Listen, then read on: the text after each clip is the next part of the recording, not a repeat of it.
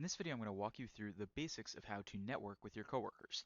And this is a very broad category that can encompass a lot of different areas, but what we're going to assume here for the most part is that you're currently working in finance, in investment banking, private equity, something along those lines. And maybe you have an internship right now, maybe you are working full-time in the field in some type of entry-level position in any of these industries, and you're interested in a couple different things from advancing to finding a different job, finding something on the buy side if you're currently on the sell side, or perhaps just moving to a different group, especially if you're a summer intern, for example. Now, another scenario where you have to network with your coworkers is when you're working at a normal company, for example, in a different industry. So maybe you're working at Google, or maybe you're working at a consumer company or a retail company or something along those lines, and you're interested in trying to get into finance.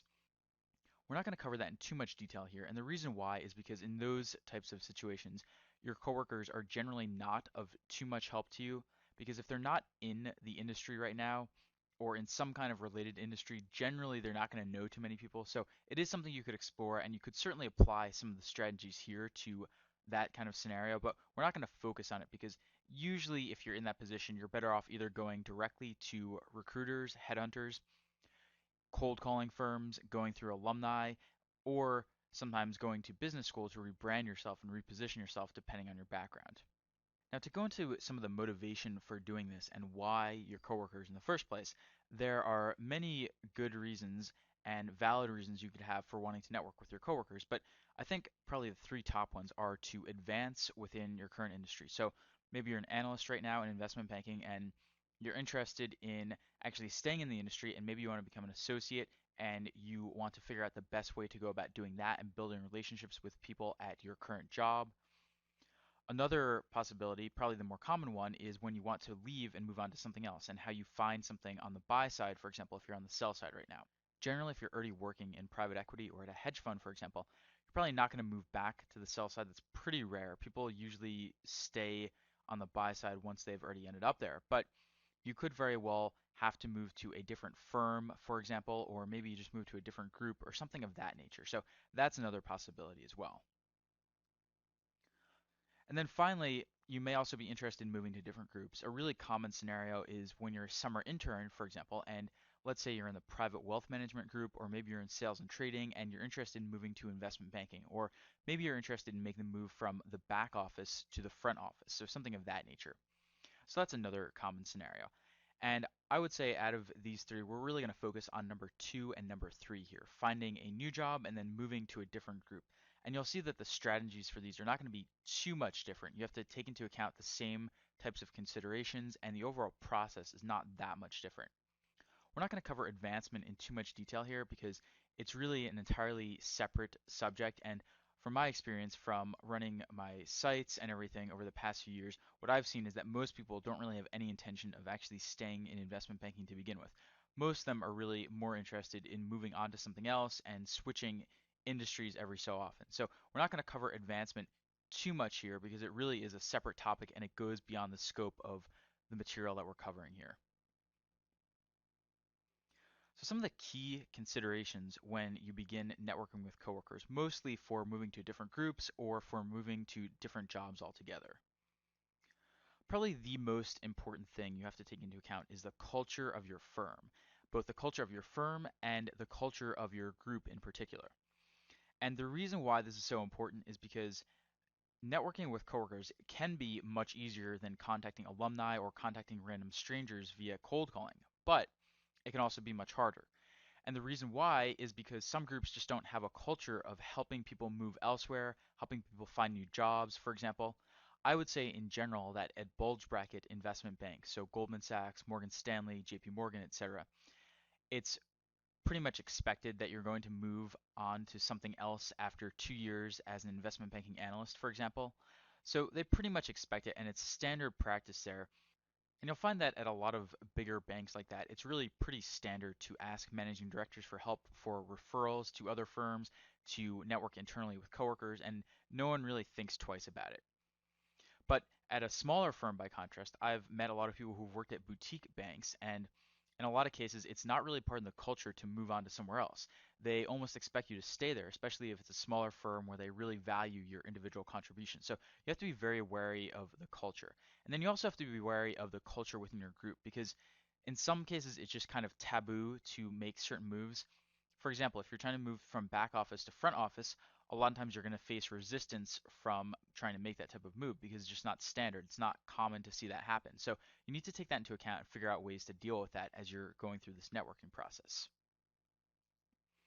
The other point is you need to really establish how well you know your contacts before you start networking and asking about different groups, different jobs, headhunter contacts, for example. The reason why is because finance is a very small community. And so when you start doing this, everyone is going to hear about it. Even if you don't tell people explicitly at your office, they're still going to figure out and hear about it. So you need to be very careful how much information you tell to each person, how much you trust each person. And I would say that in general, keep the circle as small as possible unless you really need to contact a ton of people for networking purposes, because it could easily backfire on you. Now, generally, again, if it's a bank where the culture is such that people actually move on after a few years and go on to something else, usually it's not going to be the end of the world, but you never know, especially when the economy is bad. So you need to be careful who you tell and how much you tell to them.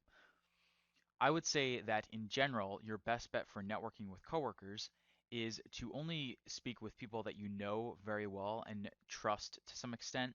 And if you need some kind of referral where you need to make use of someone who you don't know very well, then your best bet is to get a referral from someone who you do know very well. So always try to have some kind of trusted link between you and the other person. Otherwise, it's going to spiral out of control. And so I really don't recommend just contacting people blindly, even if they work at your firm, especially if you're working at an investment bank right now, because you just don't know what's going to get around. Emails get forwarded all the time. Word gets around very quickly. A third point here is you can't forget about existing resources at your firm. So a lot of banks, for example, actually have databases of buy-side jobs. So a lot of private equity firms maintain relationships with banks and they might say we're looking to hire an associate in this area, we're looking to hire someone in this region, for example. So don't forget about resources like these. A lot of times people totally overlook these and then they get surprised when other people somehow end up with these jobs and they say, well, where'd you find out about that? What'd you do to get that? Did you go through headhunters? And in a lot of cases, it's much simpler than you think. They just look online in existing resources at the firm you're at. You need to do some asking around to find all these, but do not overlook them because in a lot of cases, again, banks expect you to move on after a certain amount of time. So don't overlook these. Alumni databases are also a great resource. Now, it's generally much larger banks that have these, but you'd be surprised. In a lot of cases, smaller and mid-sized banks will also have some type of alumni database. Now, we're not literally talking about alumni because it's not an educational institution, but what I mean is coworkers who work there and are in good standing with the firm and have just moved on elsewhere. So don't overlook resources like those. They're extremely important, very easy to use, and a lot of people forget about them, which gives you a big advantage if you can gain access. And on the same note, don't forget about former coworkers.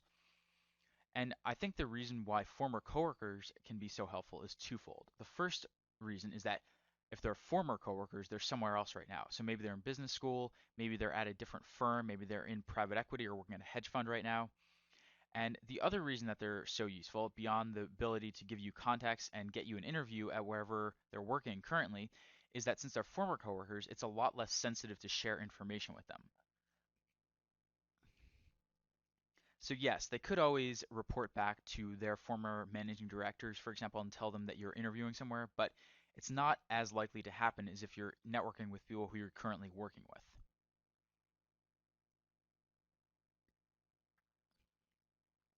Now, one of the most common questions I get is how you move to different groups if you're working at a bank, either in an internship or full-time.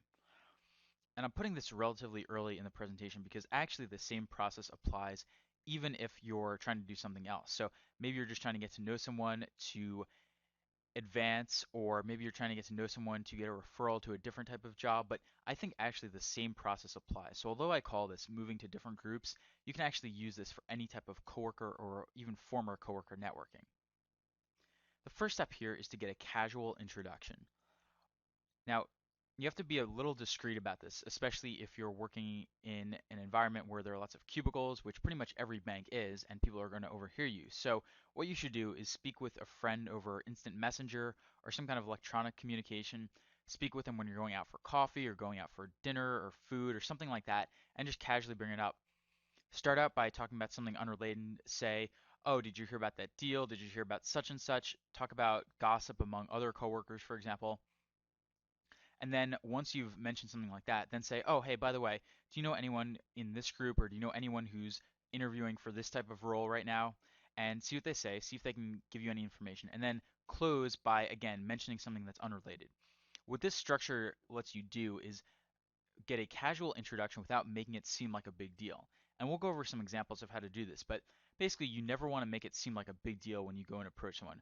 Brush it off very casually, see what they can do to help you, but never do anything as formal as trying to set up a meeting or trying to set up a phone call with a coworker. It's just kind of strange. You want to make it as casual as possible. Then the next thing you want to do is meet in person with whomever they've referred you to. So maybe they've told you about someone else at their firm who could help you, or maybe someone who knows a lot of headhunters, something like that. I would strongly suggest just meeting them in person.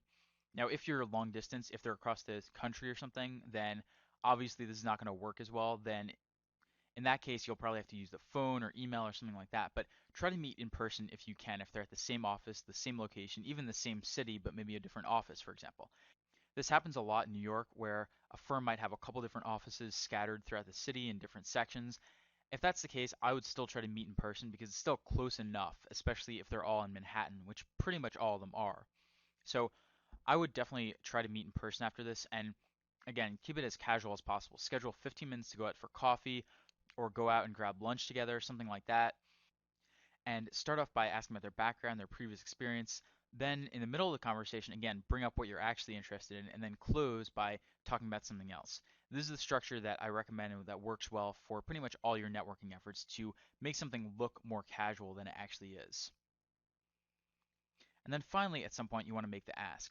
This can actually be as soon as your first conversation with the person, or you can wait and hold off on it and maybe develop the relationship further, but it can be as early as you want. It depends on the situation, how well you know the person, and you have to kind of get a read of how helpful they're going to be. But you definitely have to make the ask and get something specific from them. Once you've already brought it up casually, you can just, it can be something as simple as just following up and saying, hey, I really enjoyed speaking with you. I just wanted to follow up and see if you could give me any referrals to headhunters who are recruiting people for energy private equity firms right now, or something like that. So make it very casual again, but don't be afraid to be direct because if they're coworkers, again, they have no reason not to help you out. So that's the overall process for networking with coworkers, which works for moving to different groups, for getting referrals to people in different industries, anything like that.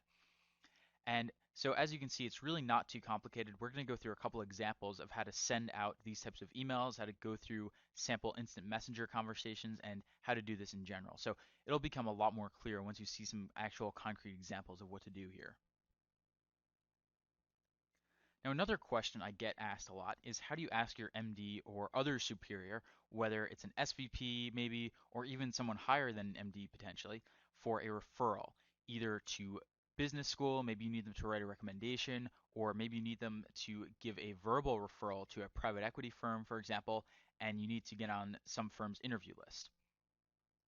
And I think people make this overly complicated a lot of times. The short answer is if you know the MD well or the superior well, just be very direct about it.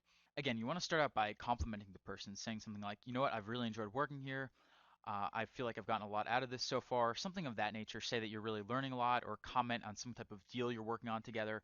So start out by saying something of mutual interest like that.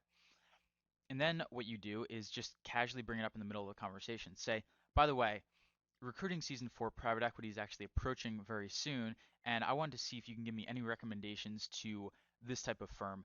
I'm looking for a firm with between $5 and $10 billion of assets under management that invests in technology companies. Do you know of anyone who might be a good fit for me? Just bring it up like that, casually in the middle of your conversation, and then close again by talking about your deal that you're working on together, something like that.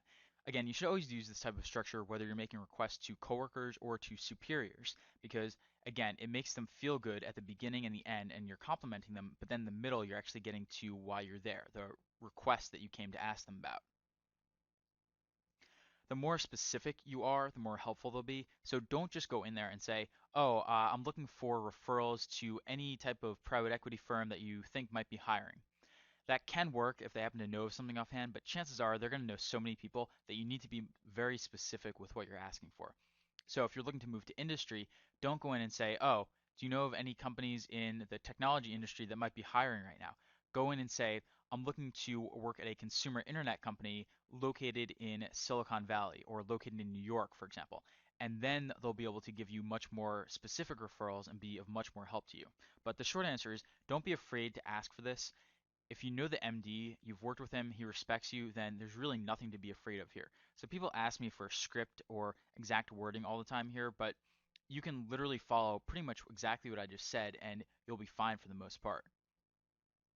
Really the only issue is that if you have an MD or you work for an MD who's just not receptive, who doesn't want to help you out that much. So what do you do in that case? The short answer is you go to someone who is helpful. So maybe it's a VP you work with who likes you more and is just more helpful in general. Maybe your friend works for an MD who has a reputation for helping analysts out and getting them referrals. You have to do some digging, but basically you need to gravitate toward people who are actually helpful. If an MD has a reputation for never helping people out with referrals or recommendations or helping them move elsewhere, then I personally wouldn't even bother with it. I would just go to people who have that reputation for actually helping people out and get to know them. It doesn't need to be anything formal. Just say that you've gotten a referral from someone else who knows them well and take it from there. So that's really the only issue that you're going to run into when asking your MD or other superior for any type of referral. In terms of timing here, most large PE firms are going to be recruiting toward the middle to end of your first year in investment banking, for example, and smaller firms will keep recruiting throughout the beginning to middle of your second year. So that's the time frame that I would recommend. So generally, I would say maybe 6 months to 18 months or so into your time in investment banking. Any time within there is appropriate. Now, again, you have to play it by ear, and if the culture of your firm or your group is such that people don't really ask about this, or they wait, or they are just not very direct about it, then you have to do it a little bit differently. But I would say your best bet in this case is to watch what other people above you are doing, ask the analysts and associates above you what they do, how they move on, how they get referrals, and just imitate what they do. But in terms of timing, I would say that pretty much most MDs at the larger places are going to be aware of the general recruiting schedule. So they're not going to be shocked if you ask, for example, for a referral toward the end of your first year in banking. Now, another important point with networking with coworkers is getting your elevator pitch down right. And this actually extends to far more than just coworkers because oftentimes you might be at a conference or you might be meeting management elsewhere, or maybe you'll just be in a building with an executive, or maybe someone who's very well known will happen to hop in the elevator with you. And you have to make a good impression and hopefully get their contact information and try to do some networking with them. So the general guidelines for an elevator pitch are as follows. And keep in mind that these will have to be modified for the exact situation, who you're speaking with, but these are the general guidelines that I would follow. In terms of timing, I would say target maybe 30 to 60 seconds for your elevator pitch. Under 30 seconds, you're probably not going to say enough to interest them or to really make you stand out in their eyes. Over 60 seconds, it's probably going to be too long for an elevator pitch, so I would target 30 to 60 seconds for this. Also, keep in mind that you have a tendency to speak more quickly than you actually would, especially if you're nervous, which is another reason why I say 30 to 60 seconds here. And I would open any type of conversation like this with some type of interesting observation or muse or something like that. So maybe if it's someone at your firm and there was big news this morning, you can offer up some comment about that and say, wow, did you hear about that? Or wow, so what have you guys been up to, and make a joke about it and just act like they really know what's going on and you as the entry level guy or the intern don't really have a clue what's going on. So open up with something like that. This is actually very similar to what you might say at an information session, for example, if you're approaching a banker there. Open up with something like that, and then what you want to do is say something that builds credibility and trust. You don't want to just say, oh, hey, I'm some random guy and not explain yourself. What you want to do is say, oh, by the way, I don't think we've met. So and so, I'm currently working in the financial sponsors group here. I'm currently working in the M&A group here. I just started a couple months ago, working on a few deals right now with such and such, and try to mention the MD's name because the senior level person is not going to know who the junior level people are, but they will know who the MDs and the other senior level people are. So try to do some name dropping here that builds credibility, that gives you a connection to them and builds a relationship. Then the next thing you want to do is after figuring out who they are and after them introducing themselves, you want to bring up some type of mutually interesting conversation topic or some kind of discussion topic you want to find out more about. So maybe they're in a different group or maybe they're at a much higher level and maybe you can bring up something about that and say, "Oh, I've always been interested in learning more about what you do in the energy group here or learning about more what you do in the M&A group or the capital markets group here," or whatever the case may be. Or if they're really high level, "Oh, I've always been interested in hearing more about how you actually get up to that type of position after starting working here." And just casually bring it up like that, something to make them think that you're really interested in what they do, which hopefully should be the case if you've met them in the elevator. And then you want to close the conversation after bringing that up by saying something that makes you stand out in some way. And this can really be anything. Maybe you went to the same undergraduate or business school, and you can say, "Oh, hey, I'm the guy who also went to UC Berkeley, for example." And this works especially well if there are not that many people from that school at your bank. Or it can be something as simple as, "Oh, just in case you forget, I'm the guy who climbed mountains all across the world," if you've done something that unique. Or I'm the former bodybuilder who turned investment banker, or something like that. Something that makes you stand out. And this sounds very silly to you, but keep in mind that these guys get approached all the time by people who don't even know a strategy as simple as the one that I just laid out. And most of the time, they're just standing there in silence in the elevator. No one's going to even approach them or say anything even half as intelligent or thoughtful as anything that I just laid out here. So you don't need to say anything revolutionary here. You just need to establish credibility, say something that you want to learn from them or follow up on, and then say something to make yourself stand at the end so they remember who you are. You also, of course, want to get their business card. They'll probably offer it up to you if you said something like this. If not, don't worry about it because if they're a coworker, you'll get their name, and so it should not be too hard to find them. So those are a couple of the topics that we're going to go over here in more detail. And just to review our overall approach in this course, it's very similar to what you've seen elsewhere in this program. But basically, we're going to start by looking at the high-level strategy, the blueprint of what you want to be doing with your coworker networking. And actually, we just went over a lot of this just now. You'll see in some of the sample conversations and emails and scripts that are included in this course as well that we start with an overview of what you want to be considering and how you want to structure your responses and your conversations. So that's the high level strategy. And then we're going to go into specific scripts and examples of how to actually conduct some of this coworker networking. So we're going to move from the strategy level to the tactics level, and we'll get into how to actually execute this networking. And then we'll offer up our commentary on what the person is doing right and doing wrong and what could use improvement in each case. And then you'll be able to look at all these together and then apply them to your own networking situation and to your own recruiting efforts. So that's what we're doing in this course. In terms of what to do next and what to do from here on, I would start by going through everything that's in here, including the presentation that you've just been watching just now or listening to, and then going through the sample scripts, conversations, and templates and the commentary that's included so you can learn basically what to do and figure out how to structure your own networking efforts. And then what you want to do is get out in the field and practice. You can learn and study all you want, but there's no substitute for practice. You really have to get out there, start practicing with coworkers, start practicing with friends, talking to friends in the industry. If you're not working full time or in an internship right now, this is more difficult. But again, I would just reach out to friends in the industry, run by them your elevator pitch, or run by them an approach to networking or a sample conversation that you've been thinking of and see what they think, see what their feedback is. And then get that feedback, start thinking about your own approach and see what your friends, your coworkers have thought or how they've responded to what you've laid out, and then iterate and go back to the course, go through materials, look for things that you might have missed before, improve your overall process, approach, and strategy to networking. And it's a very iterative process, but this is the basic structure that I would use where you try to learn something first, go out in the field, practice and apply it, get feedback, and then go back through the materials, your own approach, and start improving them gradually.